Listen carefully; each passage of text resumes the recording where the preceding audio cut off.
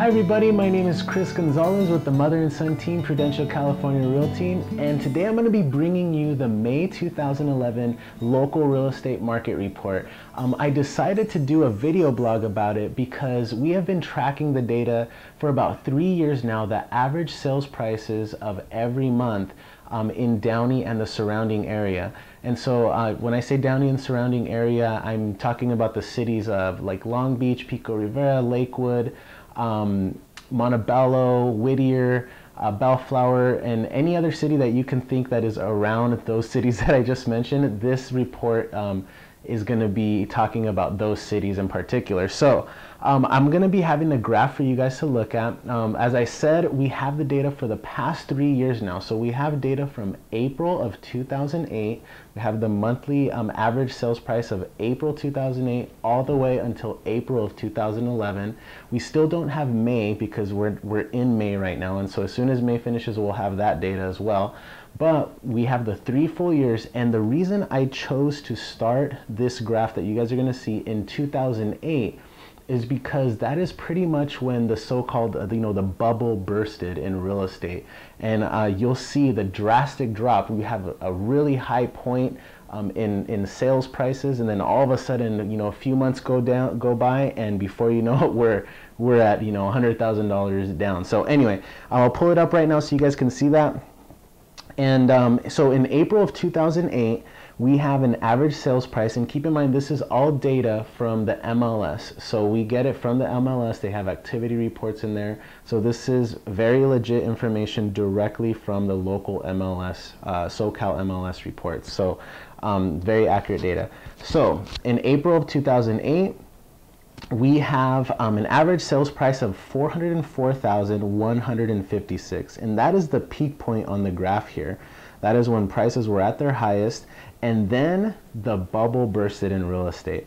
All right, so we continue on, and if we continue on, we look at February of 2009, we see the lowest point, and we have an average sales price of $306,835. So pretty much after that low point right there, it kind of jigsaws. It goes up 1 month, down 1 month, up 1 month, down 1 month as time goes on. For the next 6 months or so, you see that take place. So now we go to January of 2010, and we hit kind of like another peak point. If you guys look at the graph, you'll see it kind of, after it hit rock bottom at 306,000, jigsaws, but it's kind of in a way going up a little bit. You guys can see that. So the peak point on that upward trend right there is 327,180. So it went up from 306 to 327,000. So if we continue on now, a little bit more of a jigsaw for the next 3 or 4 months, but we kind of see a downtrend again, which I guess is not that great. For buyers, it is a good thing, of course, but for sellers, not that great of a thing. But now we end up at the last 2 bars. If you look at the last 2 bars on the graph right there, you'll see that March of 2011 is roughly at $301,783. So we're back at a low point again. And then just last month, April of 2011, which is the very last bar on the graph right there, $301,834. So didn't really change, but what, $50 or so from the month of March to April. So with that being said, we kind of have the data here, and it's interesting to see it. Do we know what's going to happen in the next months to come? No, we don't. I really don't foresee it going much lower than what it is now. But you never know. It's one of those things we never really know. I personally don't think we're gonna see a drop like we saw in the first part of the graph at all, but it may go down a little bit more. So now, just really quick, I wanted to address the buyers out there. Right now, it is a buyer's market. It definitely is a buyer's market out there.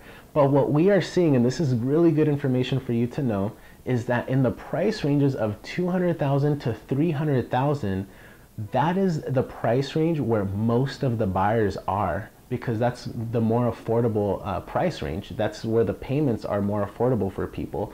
And So we see a lot of bidding wars going on in those price ranges, anywhere from 200, maybe even 325, up to 350. We see this kind of a battle in there, a price war type of thing, and a bidding war. And so I just wanted to make buyers aware out there that just to be very patient, because it definitely is, it can be frustrating. And every time we call an agent to get the up-to-date information on the property, many times they say we have multiple offers already. So if you are a buyer in that price range, you have to be willing to put in an offer at asking price, and even go above asking price if you really want the property, for the reason that you don't want to just be another offer on the desk that's just extra paper on there. You want to be able to shine through all those other offers that are out there. So really consider, when you see a property and it's listed for a certain price, consider putting above that, especially if we're talking price ranges between 200 and 325. You have to do that for that reason.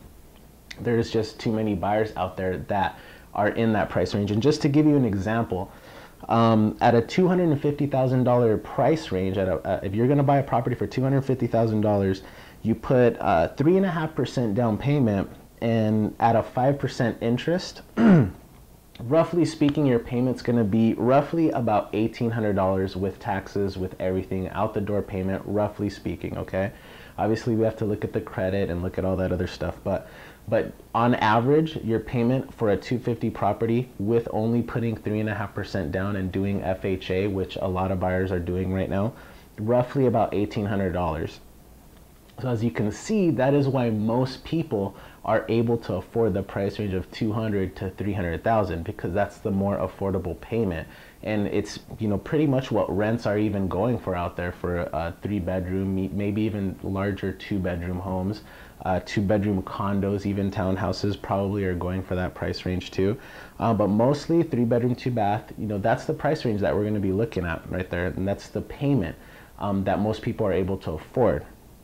So in the price ranges that are above 375 and above, there are cases where there are still no offers. The property is sitting there. So you may be in the higher price ranges, you may be able to get, you know, a little bit more of a deal, and maybe put lower of an offer on a property, for example, that's listed for 425.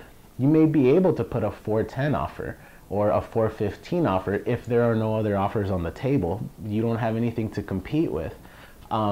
So obviously the payment on something like that, you have to be able to be making more money in order to afford that type of payment. And most people, you know, like I said, are in the price range of 200 to 300,000 because it's more affordable. So I just want to inform you buyers out there, if you guys have any other questions, I hope this data is interesting to you. It's definitely interesting to me to see the full 3-year spectrum here on this graph of average prices.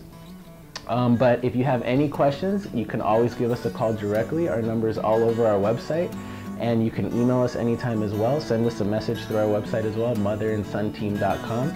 So have a wonderful day, and we'll talk to you soon.